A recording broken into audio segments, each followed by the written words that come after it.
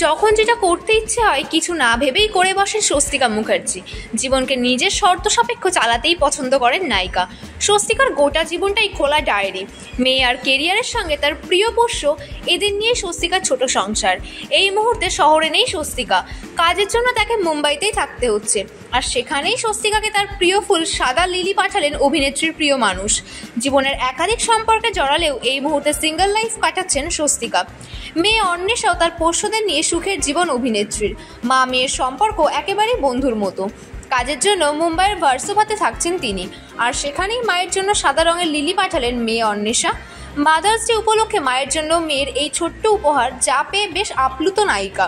স্বস্তিকা মেয়ের উপহার নিয়ে বেশ কয়েকটি ছবি তুলেছেন। সঙ্গে অবশ্যই রয়েছে তার পোষ্য সাবিত্রী, যে নায়িকাকে চেটে পুজো একাকার করে দিচ্ছে। স্বস্তিকা এই ছবি পোস্ট করে ক্যাপশনে লেখেন, মাম্মা তার মায়ের জন্য মাম্মা ডেতে আমার প্রিয় সাদা রঙের লিলি পাঠিয়েছে, happy mother's day to me.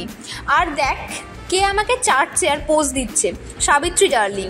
মেয়ে অন্বেষাকে স্বস্তিকা একাই বড় করে তুলেছেন। খুব অল্প বয়সেই বিয়ে হয় স্বস্তিকার। তারপর অন্বেষা হওয়ার পরই দাম্পত্যের চির ধরে। কোলে মেয়েকে নিয়ে স্বামীর ঘর ছাড়েন অভিনেত্রী। এরপর মেয়েকে বড় করে তোলেন স্বস্তিকা একাই। অভিনেত্রী একাধিক সাক্ষাৎকারে জানিয়েছেন যে মেয়েকে স্কুলে ভর্তি করতে গিয়ে তাকে সমস্যার মুখে পড়তে হয়েছিল। বাবার পরিচয় ছাড়া স্কুলে ভর্তি হচ্ছিল না অন্বেষা। এখন অবশ্য স্বস্তিকা কন্যা বিদেশে চাকরি করছেন। কখনো নায়িকা যান মেয়ের সঙ্গে দেখা করতে, আবার কখনো বা অন্বেষা আসেন কলকাতায়।